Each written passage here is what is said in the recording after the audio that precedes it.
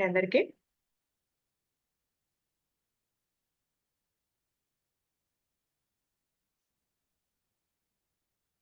ఈరోజు స్టేటస్ ఉపదేశము వినేవాడి మానసిక స్థితిని బట్టి ఉంటుంది. జడం సత్యం కాదు, చిత్తు ఏకమై వెలుగుతుంది. అహంస్ఫురణ మాత్రమే సత్యము అని ఇక్కడ చెప్తున్నారు. ఉపదేశం అంటే ఈ మాయలో వచ్చేసి బోధన లేదా సూచన లేదా మార్గదర్శకత్వం అని అనుకుంటుంటారు. కానీ ఉపదేశం అంటే మన మహర్షి వాక్యాల్లో ఒక సమీపము లేదా ఒక దగ్గర ప్రదేశము, అంటే అది నీవై ఉన్నావు, అంటే నీ అహంస్ఫురణ, అదే నీ యొక్క సహజత్వము అని భగవాన్ మాటలలో చెప్పడం జరిగింది. ఉపదేశము వినేవాడి మానసిక స్థితిని బట్టి ఉంటుంది. అంటే ఒక గురువు చెప్పిన మాటలు లేదా ఒక జ్ఞానము ఎంతవరకు అర్థమవుతుంది అనేది వినేవారి మనసు యొక్క సంసిద్ధత, గ్రహణ శక్తిపై ఆధారపడి ఉంటుంది. అంతేకాకుండా మానసిక స్థితిపై కూడా అది ఆధారపడి ఉంటుంది. కానీ ఇది సత్యం కాదని చెప్తున్నాడు. ఉపదేశం యొక్క నిజమైన సత్యం అనేది వినేవారి మానసిక స్థితి బట్టి మారదని ఇక్కడ చెప్తున్నాడు. ఉపదేశము అంతర్గత శక్తి లేదా సత్యం దానికదే ప్రకటించుకుంటుంది. అది వినేవారి మనసు యొక్క అలజడి లేదా ప్రశాంతతకు అతీతమైనదని ఇక్కడ అర్థం చేసుకోవచ్చు. కొన్నిసార్లు గురువు చెప్పే సత్యము ఎంతో అలజడితో ఉన్న మన మనస్సు, అంటే ఆ అలజడితో ఉన్న మన మనస్సు ఉన్న వారికైనా కూడా ఏదో ఒక స్థాయిలో ప్రభావితం చేయగలదని ఇక్కడ చెప్తున్నారు. అంటే గురువు గారు చెప్తుంటారు, సత్యం అనేది కాజ్ అండ్ ఎఫెక్ట్ కి, అంటే కార్యకారణములకు సంబంధాలు ఉండవు, అది అన్నిటికీ అతీతమైనది, బాహ్య పరిస్థితులకు మానసిక పరిస్థితులకు అది అతీతంగా ఉంటుంది. సత్యం ఎల్లప్పుడూ సత్యమే. ఒక చీకటి గదిలో దీపం వెలిగించినప్పుడు ఆ గదిలో ఉన్న వ్యక్తి దానిని చూసినా చూడకపోయినా ఆ దీపం అనేది ప్రకాశిస్తూనే ఉంటుంది. ఉపదేశం ద్వారా చెప్పబడే సత్యం అనేది వినేవాడి మానసిక స్థితిని బట్టి మారుతుందా? లేదు. సత్యం అనేది ఎప్పుడూ స్థిరంగా ఉండేది. ఉపదేశం అనేది కేవలం పదాలతో కూడిన సమాచారం కాదు, అది శక్తిని కలిగి ఉంటుంది. వినేవాడి మనస్సు ఎంత అలజడిలో ఉన్నా కూడా ఆ ఉపదేశం యొక్క శక్తి అది అంతర్గతంగా పనిచేస్తూ ఉంటుంది. అది తక్షణమే అర్థం కాకపోయినా కాలక్రమేణా అది సరైన సమయంలో అది బీజంగా మొలకెత్తుతుంది. పరమ సత్యం అనేది అందరిలో కూడా అది అంతర్గతంగా దాగి ఉంది. గురువు చేసే ఉపదేశం అనేది అంతర్గత సత్యాన్ని గుర్తించడానికి ఒక సూచన మాత్రమే, అది బయట నుండి వచ్చేది కాదు. కాబట్టి సత్యం అప్పటికే మన లోపల దాగి ఉంది. కాబట్టి బాహ్య మనస్సు యొక్క స్థితి అది అడ్డుకోలేదు. అది ఆలస్యం చేయగలదు తప్ప సత్యాన్ని అది మార్చలేదు. ఈ ఉపదేశము సత్యం యొక్క బాహ్య మానసిక స్థితికి అతీతంగా ఉన్నటువంటిది. ఇక చిత్తు ఏకమై వెలుగుతుంది అని అంటున్నారు. చిత్ అంటే శుద్ధ చైతన్యం. ఇది మనస్సు, బుద్ధి, అహంకారాలకి అతీతమైనది. అనంతంగా సర్వవ్యాపకమైన చైతన్యంగా ఉంటుంది. నేను అనే భావన పోయి సమస్తము ఒకే చైతన్యం అనేది అక్కడ అనుభవంలోకి వస్తుంది. అది స్వయం ప్రకాశం, అది తనంతట తానే అది ప్రకాశిస్తూ ఉంటుంది. ఈ స్థితిలో అక్కడ ద్వైతం అనేది, భేదాలు అనేది అక్కడ ఏమి ఉండవు. అహంస్ఫురణ మాత్రమే అక్కడ సత్యం. అంటే మనకు మొట్టమొదటి కలిగే అనుభవం అంటే నిద్ర నుంచి లేచిన వెంటనే మనకు నేను అనేటటువంటి ఒక అనుభవం కలుగుతుంది. ఆ తర్వాత మన శరీర తాదాత్మ్యంతో ఈ నేను, సంసారము, ప్రపంచము అన్నీ కనబడుతున్నాయి. భగవాన్ అంటారు, నేనెవరు ప్రశ్నిస్తూ ఈ నేను అనే భావన ఎక్కడి నుంచి పుట్టిందో అది పరిశీలించమంటారు. అది చివరికి శుద్ధ చైతన్యము ఆత్మ వద్దకు చేరుకుంటుంది అని అంటున్నారు. మనకు కనిపించే ఈ బాహ్య ప్రపంచం, ఆలోచనలు, భావోద్వేగాలు ఇవన్నీ కూడా క్షణికమైనవి, మారుతూ ఉంటాయి. కాబట్టి ఇక్కడ ఉపదేశం గురించి ఏమని చెప్తున్నారంటే, భగవాన్ మాటలలో ఉపదేశం అంటే సమీపము, దగ్గర అని అర్థం. అంటే ఏదైతే మనకు ఈ దేహం కాదు, ఏదైతే నీవై ఉన్నావో అది నీవు. అంటే నీ ఎరుక, నీ అహంస్ఫురణ అనేది నీ యొక్కది సహజత్వం అని గురుగారి మాటల్లో కూడా తెలియపరచడం అయింది.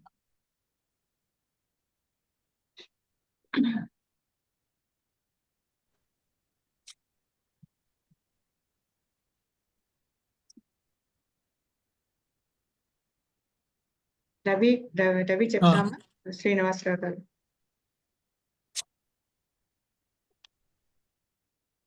ఉపదేశము వినేవాడి మానసిక స్థితిని బట్టి ఉంటుంది.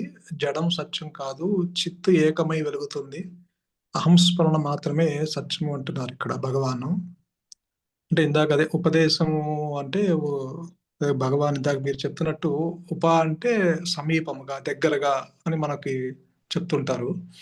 అంటే మనకి ఉపదేశము అయినా ఉపవాసము అయినా అంటే భగవంతునికి ఉపవాసం అంటే భగవంతునికి దగ్గరగా నివసించుట అని అర్థం వస్తుంది. ఉపదేశం అంటే ఆ భగవంతుని ప్రదేశానికి దగ్గరగా మనం తీసుకెళ్లేవి ఇవన్నీ భౌతికమైన ఇవన్నీ అంటే నీకు ఇవన్నీ భౌతికంగా నువ్వు చేయటానికి ఎందుకంటే నీకు భగవంతుడు నేనంటే నీకు దేహము అన్న భావన కలిగినప్పుడు నువ్వు ఒక నామరూపాత్మలతో ఊహించుకుంటావు. అంటే నువ్వంటే ఒక దేహము అన్న రూపంతో భావించుకుంటావు కాబట్టి అక్కడే అన్యత్వం ఏర్పడుతుంది. ఆ అన్యత్వం ఏర్పడినప్పుడు ఒక భేద దృష్టి ఏర్పడుతుంది.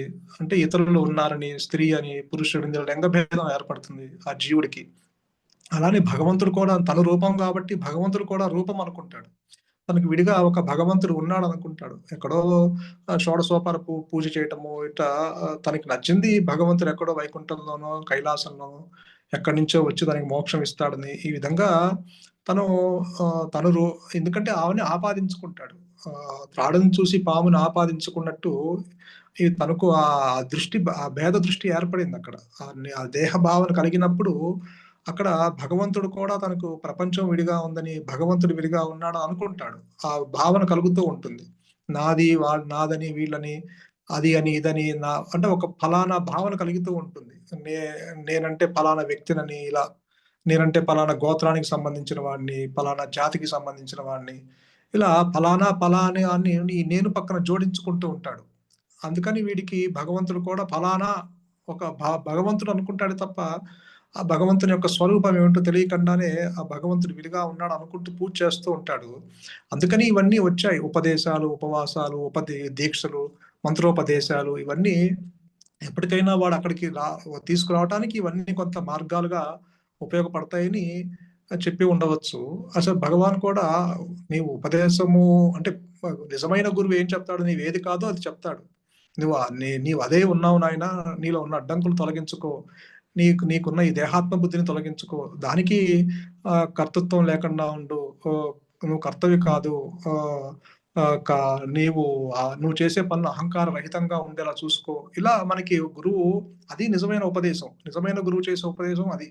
బట్ అంటే అంటే ఇవన్నీ ఒకవేళ బాహ్యంగా చేసే గురువులు మంత్ర దీక్ష ఇచ్చినా, ఉపదేశాలు ఇచ్చినా, ఉపవాసాలు ఇచ్చినా ఇవన్నీ మనకి ఎలా ఉంటాయంటే అంటే ప్రధానంగా ఇవన్నీ మానసికంగా ఉండాలి.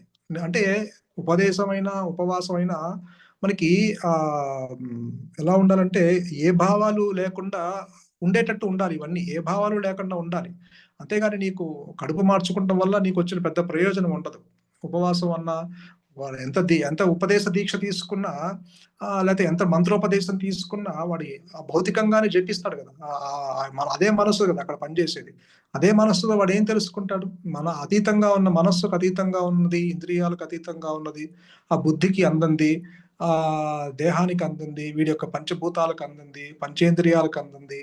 వీడికి ఈ మనసులో చేసే ఈ ఉపవాసాలకు కానీ, ఉపదేశాలకు కానీ, ఈ జపతపాలకు కానీ అందదు కదా అది. అసలు జీవుడిని గురువుగారు ఏం చెప్తున్నారు? అసలు జీవుడిని గుర్తించదు అంటున్నారు. మరి అటువంటిది అసలు ఇటువంటి ఆత్మకి, అనాత్మకి అసలు రాకపోకలు లేవన్నారు. అసలు కనెక్షనే లేదన్నారు. కాబట్టి ఇక్కడ మరి ఇవన్నీ దేనికి అంటే వాడు ఇవన్నీ నువ్వు ఈ భగవాను ఏ మార్గాన్ని ఎంచుకున్నా సరే అది నువ్వు దే ఏ మ అసలు దీక్షలో అత్యంత ఉపదేశంలో అసలైన దీక్ష మౌన దీక్ష అని చెప్పారు భగవాను. ఎందుకంటే అది మరి దక్షిణామూర్తి దగ్గరికి అంతమంది శిష్యులొచ్చినప్పుడు అక్కడ మౌనమే పలికింది తప్ప అంటే మాటలు లేవు, ఏ చేష్టలు లేవు, ఏ అహంకారపు చేష్టలు లేవు.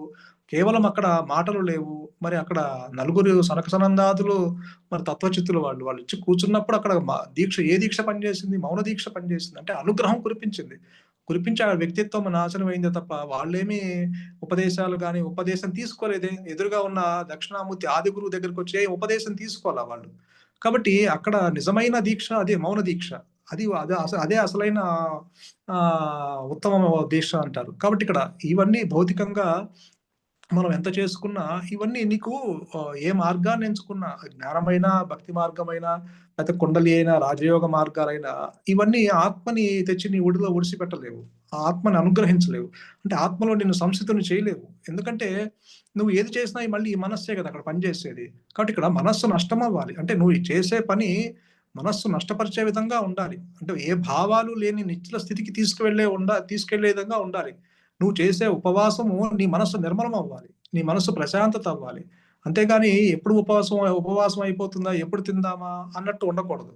అందుకని నీకు ఉపవాసము, ఉపదేశాలు ఇవన్నీ నీకు నీ మనస్సు నిర్మలంగా చేయడానికి పనిచేస్తాయి తప్ప, నువ్వు ఏదో ఆహారం మానుకోవటం వల్ల, కడుపు మార్చుకోవటం వల్ల నీకు ఇంకాస్త ఆధ్యాత్మికంగా నీకు అదేదో దానివల్ల ఏదో ప్రోగ్రెస్ వస్తుందేమో అనుకుంటారు వీళ్ళు. అలా నీకు కష్టమవుతుంది. కాబట్టి నువ్వు తీసుకునే ఆహారం మితంగా తీసుకో. మిత భాష ఉండాలి. మితాహారము, మిత నిద్ర. అందుకే వీటి వల్ల ఏంటంటే మీరు ఇవి పాటిస్తూ నువ్వు ఏ దీక్ష మనస్సు నిర్మలంగా ఉంచుకోవచ్చు. కాబట్టి ఇక్కడ అందుకని భగవాన్ ఏం చెప్తున్నారంటే వారి మానసిక స్థాయిని బట్టి, వారి సంస్కారాలను బట్టి, వాళ్ళు తెచ్చుకున్న ప్రారబ్ధంలో ఏది ఉంటే వాళ్ళ దగ్గరకొచ్చేవాళ్ళు. నువ్వు భగవాన్ ఏమి వచ్చిన వాళ్ళందరికీ ఆత్మలో సంస్కృతిని చేయలేదు కదా! ఎంతో మంది వచ్చారు. కొన్ని వందల వేల మంది భక్తులొచ్చారు. రకరకాల దేశాలు, రాష్ట్రాల నుంచి ఆయనకొచ్చారు. నాకు ఈ దీక్ష ఇవ్వండి, ఈ దీక్ష ఇవ్వండి అంటే నేనేది భగవాన్ మాత్రం ఏ సాధన చేశారు దీక్ష ఇవ్వటానికి? కాబట్టి బ బ ఆత్మలో ఇప్పుడు అసలు అది సాధన చేస్తే వచ్చేది కాదు కదా! ఉపదేశం చేస్తే అదేదో నేను చెవిలో చెప్తే ఆత్మ వచ్చి నీ ఒడిలో వచ్చేది కాదు కదా! కాబట్టి ఇప్పుడు నీ చెవిలో ఏదో బ్రహ్మోపదేశం చేస్తే బ్రహ్మజ్ఞానం వచ్చేది కాదు కదా! అలా ఎందుకంటే నువ్వు అదే ఉన్నావు నాయన. నువ్వు ఆత్మలో సంస్థితుడై ఉన్నావు. నీకు అడ్డంకులను తొలగించుకో. దానికి నువ్వు ఏ మార్గమైనా ఎంచుకో. ఒక భక్తుడొస్తే సరే నువ్వు ఇదిగో నేను ఏ పని చేసినా భగవంతుని దగ్గరగా ఉండాలి అంటే ఇగో నేను అనుకోమన్నారు. నేను అనుకో అదే నిన్ను తీసుకెళ్తుందన్నారు. అంటే వారి వ్యక్తిత్వాన్ని బట్టి, వారి సంస్కారాలను బట్టి, వారు తెచ్చుకున్న ఆ ప్రారంధంలో వాళ్ళకి ఏదైతే ఉందో అక్కడికొచ్చేవాళ్ళు మహర్షి మనకేదో ఇచ్చాడని చెప్పి అది తీసుకొని వెళ్ళేవాళ్ళు. కొంతమందికి రామ అనుకోమనేవాళ్ళు. కొంతమంది కృష్ణ అనుకునే వాళ్ళకి అనుకోమన్నారు. కొంతమందికి నేనెవరు అని అక్కడ ఇప్పుడు ఆ ప్రశ్న వేసేది ఎవరో తెలుసుకోమంటున్నారు. ఇప్పుడు అడుగుతున్నావు కదా! ఇవన్నీ దీక్ష అడుగుతున్నావు కదా! ఆ ప్రశ్న వేసేది ఎవరో కనుక్కోమంటున్నారు.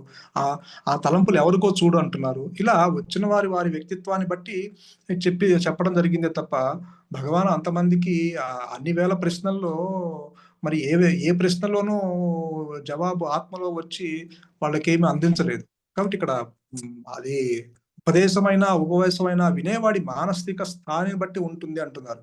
అంటే వాళ్ళు తెచ్చుకున్న యొక్క సంస్కారాలు బట్టి, వాళ్ళు తెచ్చుకున్న ప్రోగ్రామ్‌లో అది ఉంటే వచ్చి అందిపుచ్చుకో ఇవన్నీ ఏంటంటే భగవాన్ అవన్నీ గురు వాక్యాలు ఏది చెప్పినా అది మనకేంటంటే కొంత నమ్మకము, ప్రేరణ ఇచ్చి భగవాన్ ఏదో చెప్పారు. అది చేసుకుంటే నాకేదో మంచి ఫలితం జరుగుతుందని ఆ ప్రేరణ ఇచ్చి ముందుకెళ్ళి వాడు దాన్ని అందిపుచ్చుకొని మనసు నిర్మలం చేసుకోవచ్చు. తప్పేమి లేదు. కాబట్టి ఇవన్నీ మనోనిశ్చలతకి దారి తీస్తాయే తప్ప, మనోనాశనానికి దారి తీయవు. కాబట్టి ఇక్కడ అసలు మళ్ళీ ఏమంటారంటే ఇక్కడ మళ్ళీ ఇక్కడ ఏమంటున్నారు మళ్ళీ జడము సత్యము కాదు అంటున్నారు. అంటే ఇక్కడ జడమనేది ఈ మనస్సు తన జడము అనుకోదు. దేహము జడము అనుకోదు. ఇంద్రియాలు జడము అనుకోదు. జడము అనుకుంటే మనం ఈ సుఖదుఖాలు అనుభవించేది అదే మనస్సు కదా! సుఖదుఖాలు అనుభవిస్తూ ఉంది. రాగద్వేషాలు, కోరికలు, బంధాలు వీటి వెంబడి పరిగెడుతూనే ఉన్నాడు గదా! అది మనస్సు అది జడము అనుకోదు. కాకపోతే ఏంటంటే భగవాన్ ఎందుకు చెప్తున్నారంటే జడము అనేది ఇది జడము అంటే పుట్టి నశించేది. అంటే జడము అంటే ఒకదాని మీద ఆధారపడి ఉండేది. అది తన ఉనికిని తానుగా గుర్తించుకోలేనిది. జడమైన వస్తువు ఏదైనా సరే తన ఉనికిని తానుగా గుర్తించుకోలేని స్థితిలో ఉంటాయి అవన్నీ జడమైన వస్తువులు. అది మనస్సైనా సరే, ఈ ఇంద్రియాలైనా సరే, దేహమైనా సరే, నువ్వు ఎంత బుద్ధి సూక్ష్మత ఉన్నా సరే, పంచభూతాలైనా సరే, అసలు ఈ మాయలో ఏది తీసుకున్నా అంతా జడమైందే. అంతా అసలు అంతా జడము, ఆ రాగద్వేషాల బేస్ మీదే ఇవన్నీ మనుగడ సాగిస్తున్నాయి. ఈ మాయ అంతా ఈ రాగద్వేషాల బేస్ మీద నడుస్తున్నాయి. నువ్వు అంతకు మించి ఏం లేదు ఇక్కడ. ఇవన్నీ జడమైనవి ఎందుకు చెప్తున్నానంటే, అవి ఒక దాని మీద ఆధారపడి ఉన్నాయి. అంటే తన ఉనికిని తానుగా గుర్తించుకోలేని స్థితిలో ఉన్నాయి. దేహము నేనున్నట్లు చెప్పదు. నేనంటే దేహము అన్నది చెప్పదు. తన ఉనికిని తాను గుర్తించుకోలేదు. ఈ మనసు సహాయంతోనే ఇది దేహం నేను అన్న భావన కలిగి ఉంటుంది. ఎవరు గుర్తించేది? ఈ మనసు చెప్తుంది. ఈ మాయా నేను, ఈ మిథ్యా నేను చెప్తుంది. నేనంటే దేహము అని అది చెప్తుంది. దేహం చెప్పట్ల. ప్రపంచం గూడా తను సంస్థితమయ్యి తన ఉనికిని తానుగా గుర్తించుకోవట్ల. ప్రపంచము చెప్పట్ల. తనకి ఆ కెపాసిటీ లేదు. అంటే ఈ సృష్టిలో ఏది తీసుకున్నా చివరికి సూర్య చంద్రాదులు, ఖగోళాలు ఏది తీసుకున్నా సరే వేటికి ఉనికి లేవసలు. అవన్నీ జడం ఏంటి అంటే ఒక దాని మీద ఆధారపడి ఉన్నాయి. ఒక దాని మీద ఆధారపడి మనుగడ సాగిస్తున్నాయి. కాబట్టి ఇవన్నీ అంటే ఇవన్నీ ఆత్మ మీద ఆధారపడి ఉన్నాయి అన్న వాయిస్ వస్తున్నట్టుంది. ఇవన్నీ ఆత్మ మీద ఆధారపడి ఉన్నాయి అని తెలీదు. కాబట్టి ఇక్కడ భగవాన్ ఏం చెప్తున్నారంటే, జడము సత్యము కాదు. చిత్తు ఏకమై వెలుగుతుంది అన్నారు. జడం అంటే ఇక్కడ ఎప్పటికైనా ఒక దాని మీద ఈ సృష్టిలో ఒక దాని మీద ఆధారపడి ఓకే. ఇక్కడ బ్యాక్‌గ్రౌండ్ వాయిస్ వస్తుంది. ఈ సృష్టిలో ఏదైనా సరే జడమైనది అది ఒక దాని మీద ఆధారపడి మనుగడ సాగిస్తూ ఉంది. అంటే ఎప్పుడైనా సరే ఒక దాని మీద ఆధారపడి అంటే దానికి ఎక్కడ వాయిస్ వస్తున్నట్టుంది. ఎక్కడ మాట బాగానే ఉంది, వినపడుతుంది. సరే అదే అంటే జడమైంది అంటే తన ఉనికిని అంటే తన ఉనికిని అంటే అది ఏదో జడమైన వస్తువు అంటే ఒక దాని మీద ఆధారపడి బతుకుతూ ఉన్నది, మనుగడ సాగిస్తుంది. కాబట్టి ఈ మనస్సు, బుద్ధి, ఇంద్రియాలు ఇవన్నీ ఆత్మ మీద ఆధారపడి ఉన్నాయి అన్న సంగతి కూడా ఈ మనస్సు గుర్తించలేదు. అసలు అది తన ఉనికినే తను తెలుసుకోలేదు. అది ఈ ప్రపంచం సత్యం అనుకుంటుంది, బంధాలు సత్యం అనుకుంటుంది, ఇతరులు ఉన్నారనుకుంటుంది, రాగద్వేషాలు ఇలా ద్వైభావం కలిగి ఉంటుంది. ఇదంతా సత్యంగా భావిస్తూ ఉంటుంది ఈ మనస్సు. కాబట్టి అది జడము అని అది తను జడమైన వస్తువు అని తను ఎప్పటికీ తెలుసుకోలేదు. తన తన తన పుట్టుక చావు తన చేతుల్లో లేదు. తన అహంకార పుట్టుక చావు తన చేతుల్లో లేదు. తన ముందు ఎంతో మంది ఈ జడమైన కాలిపోతున్నా నాకు ఏదో ఒకరోజు ఈ గతి పడుతుంది అన్నది కూడా పట్టించుకోదు. అది అది అది అసలు మృత్యు వచ్చి నన్ను తీసుకెళ్ళిపోతుంది అన్న సంగతి కూడా ఆలోచించదు.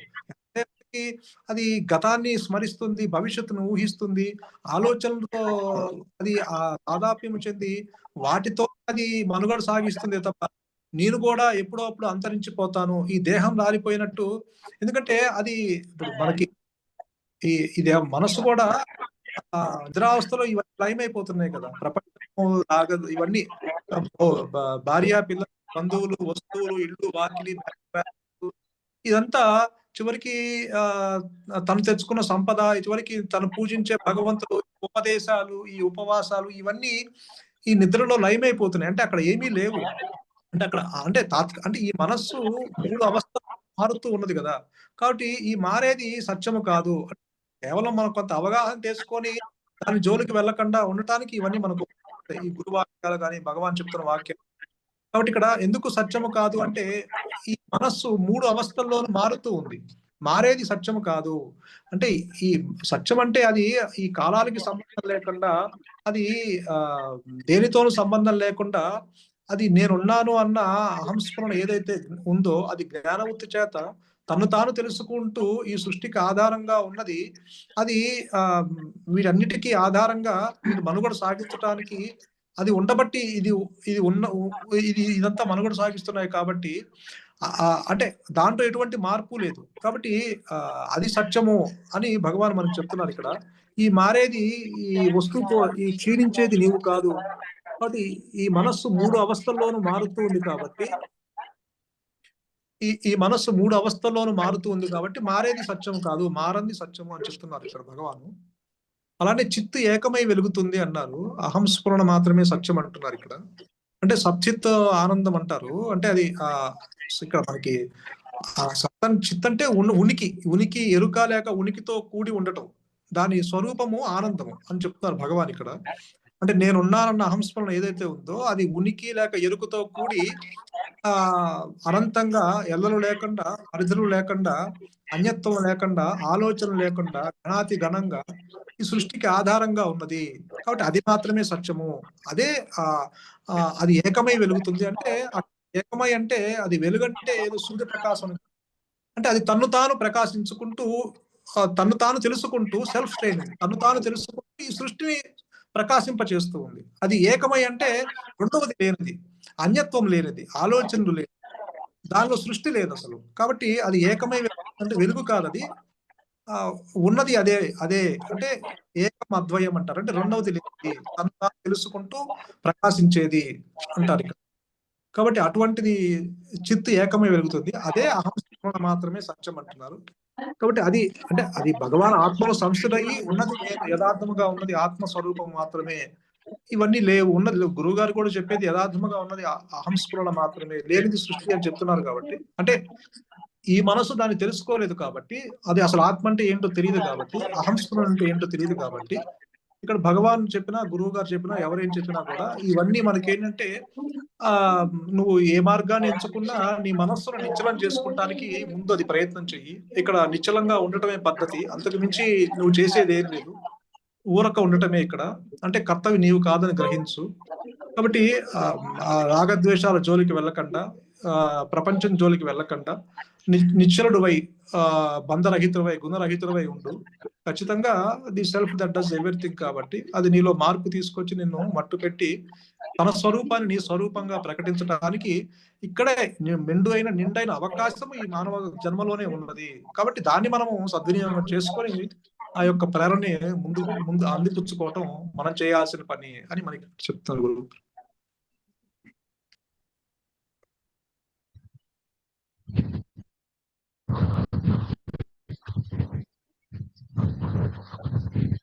కార్తీక్ కనపడుతుంది. గురుగారు నమస్కారం. వినిపిస్తుంది. ఒక్క నిమిషం గురుగారు చదువుతాను.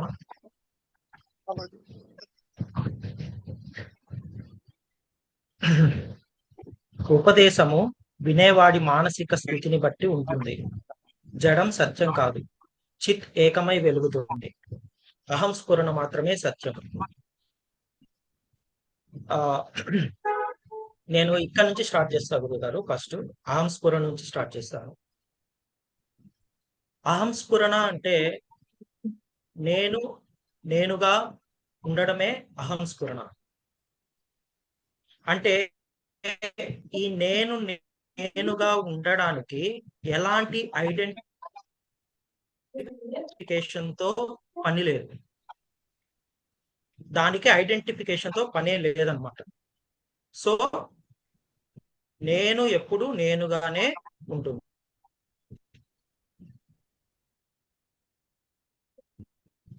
సో ఈ నేను వాయిస్ బ్రేక్ అవుతుంది. సత్యము. ఆ నేను అంటేనే ఆత్మ. ఆ నేను అనేదే ఇప్పుడు గురుగారు ఇప్పుడు వినిపిస్తుందా గురుగారు? హలో వినపడుతుంది. హలో గురుగారు వినిపిస్తుందా? ఆ. నేను అనేదే సత్యము, నేను అనేదే ఆత్మ, నేను అనేదే జ్ఞానం. సో ఎలాంటి ఐడెంటిఫికేషన్ లేకుండా ఉండే నేను మాత్రమే ఉన్నప్పుడు ఈ మాయా నేను అనేది ఎక్కడి నుంచి వచ్చింది? సో ఇది గురువు గారు చెప్పిన మాటలు వీటన్నిటి నుంచి ఒక అవగాహన చేసుకుంటే ఈ మాయా నేనుకి మెయిన్ గా కారణం వచ్చి హిడెన్ టెండెన్సీస్, అంటే వాసనాస్. సో ఈ వాసనలు, ఈ హిడెన్ టెండెన్సీస్ అనేటివి ఈ కాన్షియస్నెస్ లో ఉంటాయి అన్నమాట. అంటే ఒక సీడ్ కాన్షియస్నెస్ అనొచ్చు, అంటే ఒక విత్తన రూపేణ కాన్షియస్నెస్ లో దాగి ఉంటాయి అన్నమాట ఈ హిడెన్ టెండెన్సీస్ అని. సో ఇది ఏం చేస్తుందంటే ఈ హిడెన్ టెండెన్సీస్ ఒక దేహ రూపం దాల్చినప్పుడు, అంటే ఇట్స్ జస్ట్ లైక్ ఒక విత్తనం తీసి మనము భూమిలో నాటినట్టుగానే ఈ సీడ్ కాన్షియస్నెస్ అనే దానికి ఒక ప్లాట్ఫామ్ వచ్చి దేహం అన్నమాట. సో ఎప్పుడైతే ఈ దేహము ఈ సీడ్ కాన్షియస్ ని ఆశ్రయిస్తుందో, అంటే it has taken the platform of A body. So ఈ దేహం పెరిగే కొద్దీ, సో ఏ విధంగా అయితే భూమిలో విత్తనం నాటినప్పుడు మొలకెత్తి చెట్టుగా పెరుగుతుందో, అదే విధంగా ఈ దేహం పెరిగే కొద్దీ ఈ సీడ్ కాన్షియస్నెస్ అనేది ఆ హిడెన్ టెండెన్సీస్ ని ప్రొజెక్ట్ చేయడం స్టార్ట్ చేస్తుంది అన్నమాట. సో దేహం పెరిగే కొద్దీ ఈ హిడెన్ టెండెన్సీస్ అన్ని ప్రొజెక్ట్ అవ్వడంతో మనకేందంటే ఫస్ట్ ఐడెంటిఫికేషన్ స్టార్ట్ అయిపోతుంది. ఎందుకంటే ఎప్పుడైతే ఈ ప్రొజెక్షన్ స్టార్ట్ అవుతుందో ఫస్ట్ కలిగే ఫీలింగ్ ఏంటంటే బాడీ సెన్స్ ఫీలింగ్. సో ఆ బాడీ సెన్స్ వల్ల ఏం కలుగుతుందంటే ఈ దేహము నేను అనే భావన మొదలవుతుంది. సో ఆ దేహము నేను అనే భావన మొదలైనప్పుడు నీకేందంటే ఈ సెన్సెస్, ఈ ఇంద్రియాల ద్వారా నువ్వేందంటే ప్రపంచాన్ని చూడడం స్టార్ట్ చేస్తావు. అప్పుడు ఏమవుతుందంటే నీకు ఈ దేహము నేను అనే భావన కలగడం వల్ల నీకేమనిపిస్తుందంటే నేను ఒక దేహాన్ని ఈ ప్రపంచంలో ఉన్నాను అనే భావన కలుగుతుంది అనమాట. అంటే you have the sense of separation has started అనమాట. నేను ఈ ప్రపంచంలో దేహదారిగా ఉన్నాను అనే భావన కలిగినప్పుడు నీకు ఒక సపరేట్ ఎంటిటీ అనే ఫీలింగ్, ఒక సెన్స్ ఆఫ్ సపరేషన్ అనేది స్టార్ట్ అయిపోతుంది. సో ఎప్పుడైతే ఈ సెన్స్ ఆఫ్ సపరేషన్ అనే ఫీలింగ్ స్టార్ట్ అవుతుందో నీకేందంటే ఒక వెలితి, అంటే ఒక వెలితి ఏర్పడుతుంది అనమాట. ఎందుకంటే ఈ కాన్షియస్నెస్ కానీ, అంటే చిత్ అంటే కాన్షియస్నెస్ అంటే శుద్ధ చైతన్యము, జడము అంటే ఈ దేహము, ప్రపంచము. సో వీటికన్నిటికి కూడా బేస్ ఏంటంటే జ్ఞానమే. జ్ఞానం లేకుండా చిత్తు లేదు, జడము లేదు. సో ఎప్పుడైతే ఈ కాన్షియస్నెస్, అదే చిజ్జడ గ్రంథి అంటారు కదా, సో ఎప్పుడైతే ఈ సీడ్ కాన్షియస్నెస్ దేహం రూపం దాల్చి ఆ వాసనని ప్రొజెక్ట్ చేయడం స్టార్ట్ చేసిందో, సో అప్పటి నుంచి నీకు ఈ దేహ భావన, ప్రపంచము ఇలా స్టార్ట్ అయిపోతుంది. సో ఎప్పుడైతే నీవు సపరేట్ ఎంటిటీ అనే ఫీలింగ్ కలిగినప్పుడు ఆటోమేటిక్ గా ఒక ఇన్సెక్యూర్ ఫీలింగ్ స్టార్ట్ అవుతుంది. ఆ వ్యక్తిత్వ భావనకి ఆటోమేటిక్ గా ఒక సర్వైవల్ ఇన్స్టింక్ట్, ఒక సపరేట్నెస్, ఒక లోన్లీనెస్, ఇలాంటి ఫీలింగ్ కలిగినప్పుడు ఆటోమేటిక్ గా అది ఇన్సెక్యూర్ ఫీలింగ్ కి వెళ్ళిపోతుంది. సో దెన్ ఎప్పుడైతే ఆ ఇన్సెక్యూర్ ఫీలింగ్ ని ఫుల్ఫిల్ చేసుకోవడానికి ప్రయత్నం మొదలవుతుంది, సో అతని దృష్టి ఏమవుతుందంటే ప్రపంచం వైపు మరుగుతుంది అనమాట. ఎందుకంటే ఆ ఇన్సెక్యూర్నెస్ ని ఫుల్ఫిల్ చేసుకోవాలనేది. సో ఎప్పుడైతే ప్రపంచం వైపు దృష్టి మరలుతుందో, ప్రపంచంలో చాలా ఉన్నాయి. అంటే మనకి ప్రపంచంలో ఏం చెప్తారు, ఆ ఇన్సెక్యూర్ ఫీలింగ్ ని ఫుల్ఫిల్ చేసుకోవడానికి, లేదంటే నువ్వు ఇది చేయాలి, అది చేయాలి అని స్టార్ట్ అవుతుంది. అంటే ఈ ప్రపంచ జ్ఞానం అనేది మనకి ఎప్పుడు అక్యుములేషన్ తోనే నువ్వు సెక్యూర్ గా ఉంటావు అనే ఫీలింగ్ ని నింపేస్తుంది అనమాట. So in order to fulfil the security you will start accumulating from the world. అంటే ఇన్ టర్మ్స్ ఆఫ్ మనీ కావచ్చు, ఇన్ టర్మ్స్ ఆఫ్ రిలేషన్షిప్స్ కావచ్చు, ఇన్ టర్మ్స్ ఆఫ్ నాలెడ్జ్ కావచ్చు. So what ever it may be, you try to accumulate, you will always try to secure your self with this accumulation. So ఈ accumulation వల్ల యాక్చువల్గా నువ్వేం చేస్తున్నావు అంటే, నీ process ఏంటంటే ఆల్రెడీ వ్యక్తిత్వ భావన స్టార్ట్ అయిపోయింది, ఒక సపరేట్నెస్ స్టార్ట్ అయిపోయింది, దానిని ఇంకా పెంచుకుంటూ పోతున్నావు అనమాట ఈ అక్యుములేషన్ ద్వారా. So you want to feel more secure. In order to secure you start accumulating అనమాట. But actually it is a false thing. ఎందుకంటే నువ్వు ఎంత అక్యుములేట్ చేసుకుంటా అయితే నీకేంటంటే ఆ వ్యక్తిత్వ భావన అంతగా పెరుగుతుంది, ఆ వ్యక్తిత్వ భావన ఎంతగా పెరుగుతుందో అంత ఇన్సెక్యూర్ గా. సో కాబట్టి ఇలా పెరుగుతూ పెరుగుతూ పెరుగుతూ వెళ్ళడంతో ఎక్కడో ఒక చోట నీకు ఈ ఈ అహంకారం పెరుగుతూ వెళ్తుంది అనమాట అక్యుములేషన్ తో. సో నువ్వు ఏంటంటే ఈ అక్యుములేషన్ తోనే నేను సెక్యూర్ గా ఉంటాననే భావనలోకి ఆటోమేటిక్ గా వెళ్ళిపోతావు, అట్లే వెళ్ళిపోతుంటుంది లైఫ్. బట్ ఒకానొక స్టేజ్ లో ఏమవుతుందంటే నీకు ఒక సడన్ షాక్ లాగా అనమాట, ఒక సడన్ షాక్ లాగా, ఒక ట్రీట్మెంట్ లాగా ఒకటి జరుగుతుంది. ఒక సడన్ షాక్ అంటే నిన్ను ఒక నిస్సహాయ స్థితిలోకి నెట్టేస్తుంది అనమాట. అప్పుడు ఏమవుతుందంటే అది ఏంటంటే అహంకారం మీద ఒక దెబ్బ, ఒక మొటిక్కాయ పడుతుంది అనమాట. ఎప్పుడైతే నిన్ను ఒక నిస్సహాయ స్థితిలోకి నెట్టేస్తుందో అప్పుడు నీకు అర్థమవుతుంది ఏమనంటే నేను చేసేది ఏమీ లేదు, నా చేతిలో ఏమీ లేదు అనే భావన అక్కడ మొదలవుతుంది. సో అప్పుడు ఏంటంటే గురువు గారు చెప్పినట్టు అనుగ్రహం చేత నీకు యూటర్న్ తీసుకునే అవకాశం దొరుకుతుంది అనమాట. ఎందుకంటే ఆ నిస్సహాయ స్థితిలో నీకేం చేయాలో తెలియదు. సో తెలియనప్పుడు నీకు ఏదో ఒక గురువు రూపంలో, అంటే it maybe for example Jiddu Krishnamurti గారు కావచ్చు, నిసర్గదత్త మహారాజ్ గారు కావచ్చు, రమణ మహర్షి గారు కావచ్చు, మన గురువు దక్షిణామూర్తి గారు కావచ్చు, ఇలాంటి వాళ్ళు ఎవరో ఒకరు. సో వాళ్ళ రూపంలో మీకు యూటర్న్ తీసుకునే అవకాశం ఒకటి వస్తుంది అనమాట. అంటే వాళ్ళ మాటలు మనం వినంగా మనకి ఏం తెలీదు, అంటే విచారణ అంటే ఏం తెలీదు, ఏం తెలియదు అనమాట. బట్ వాళ్ళ మాటలు వినంగా ఆటోమేటిక్ గా ఏమవుతుందంటే ఆ మాటలు తనకు తానుగా విచారణ స్టార్ట్ చేస్తుంది అది మైండ్ లో, మీకు తెలియకుండానే, అంటే మనకి తెలియకుండానే ఆ ట్రాన్స్ఫర్మేషన్ జరిగిపోతుంది అనమాట. అదే ఆ మాటల యొక్క మహత్యం. అది వినంగా ఆ మైండ్ ఎంతసేపు మనకి తెలియకుండానే వాళ్ళ మాటలనే తిరిగి జ్ఞప్తికి తెచ్చుకోవడము, అవే రన్ అవుతూ ఆ ప్యూరిఫికేషన్ ప్రాసెస్ స్టార్ట్ అయిపోతుంది. ఇక్కడ ప్యూరిఫికేషన్ అంటే కొత్తగా వచ్చేది ఏం కాదనమాట, deaccumulating whatever you have accumulated. So ఆ డీఅక్యుములేషన్ ప్రాసెసే ప్యూరిఫికేషన్ ప్రాసెస్ అనమాట. సో అలా డీఅక్యుములేట్ చేసుకుంటూ రావడంతో తిరిగి మళ్ళీ ఎక్కడ స్టార్ట్ అయిందో, అంటే దేహాత్మ బుద్ధి ఎక్కడ స్టార్ట్ అయిందో అక్కడికే వస్తుంది. బట్ ఈ ప్రాసెస్ అంతా జరిగేది దానికి బేస్ ఏంటంటే జ్ఞానమే. నీకు జ్ఞానం ఎక్కడ నిన్ను విడిచిపెట్టి లేదు, ప్రతి చోట ఉన్నది జ్ఞానమే అనమాట. ఈ ప్రాసెస్ మొత్తంలో నీకు బేస్గా అండగా అన్నిటిగా ఉన్నింది ఆ జ్ఞానమే అనమాట. సో ఆ జ్ఞానమే ఇవన్నీ చేసి తనలో తాను ఫైనల్ గా కలుపుకుంటుంది. సో ఇక్కడ కాన్షియస్నెస్ గాని జడము గాని దేనికి గాని సపరేట్ ఉనికి అనేది లేదు, జ్ఞానమే అన్నిటికీ ఆధారం.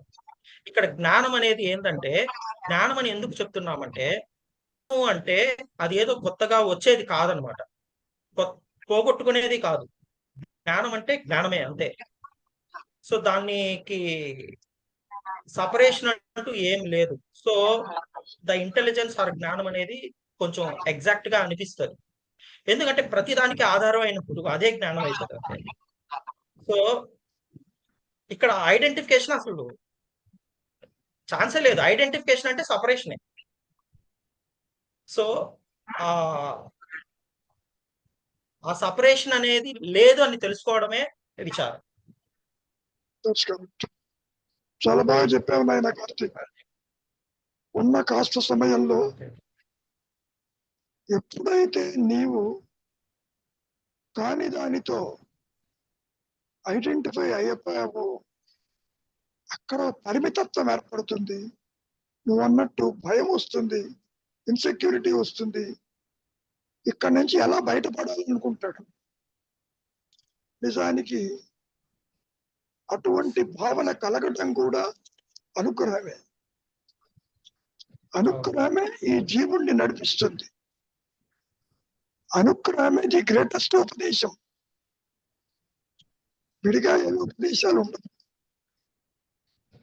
మనం ఎన్ని రకాలుగా తీసుకున్నా మనస్సుకి పని కల్పిస్తున్న కొద్దీ దాని వేళ్ళు లోపలికి పోతూ ఉంటాయి.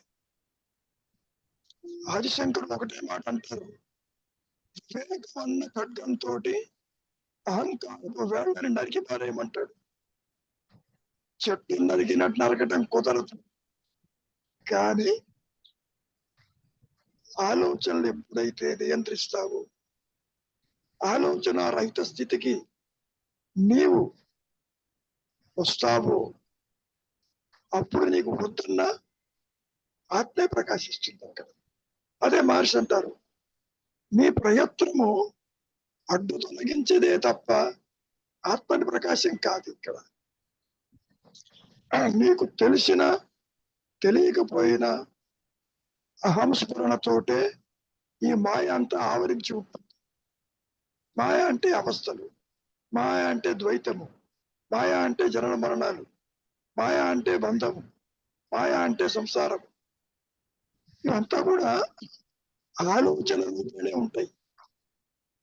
ఆలోచన అంటే చూడకపోతే అక్కడేమీ లేదు. ఆలోచనలు ఎవరికో అన్న తర్వాత సంగతి. ఎప్పుడే ఆలోచన వచ్చిందంటావు అంటే ఏమిటో చూద్దాం, అక్కడ ఏమీ లేదు. ఆలోచించేవాడు ఉన్నాడా? వాడు లేడు. మరి ఏమీ లేకపోతే ఈ నాటకం అంతా ఎక్కడ సాగుతుంది? అదిగో అహంస్ఫురణనే తెర మీద సాగుతూ ఉంది. నేను ఉన్నాను అనే స్క్రీన్ మీద జాగ్రత్త, స్వప్న, సుషుప్తలు, జనన మరణాలు, జీవుడు, జగత్తు, ఈశ్వర భావనలు ప్రకాశిస్తున్నాయి తప్ప ఆత్మని విడిచి ఇది ఉండదు. కాబట్టి ఇది పోతే అది వస్తుందని అనుకోబాకు. పోవడానికి ఇది లేదు. ఇప్పుడు కొత్తగా రావటానికి ఆంస్ఫురణ లేకుండా పోలేదు.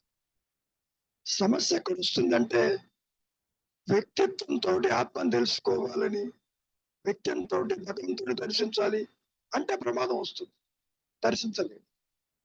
అదే అంటారు మహర్షి, భగవంతుని చూడటానికి మిగిలి ఉంటాయి కదా అన్నాడు. అంటే దేహాత్మ బుద్ధి అనేది ఒకటి ఉంటే కదా దాంతో భగవంతుని దర్శించడానికి. కాబట్టి భగవంతుడు ఆలోచన, బంధం ఆలోచన, ముక్తి ఆలోచన, చివరికి ఆత్మ కూడా ఒక ఆలోచన. వీడికి తెలియదు జీవుడికి. ఎన్ని కర్మలు ఆచరించినప్పటికీ ఏ ఒక్క కర్మ కూడా శాశ్వతమైనటువంటి ఆనందాన్ని ఇవ్వటం లేదు. అందుకని సత్యాన్వేషణ చేస్తాడు, ఏది సత్యమో వెతుకుతాడు. చివరికి తన స్వరూపం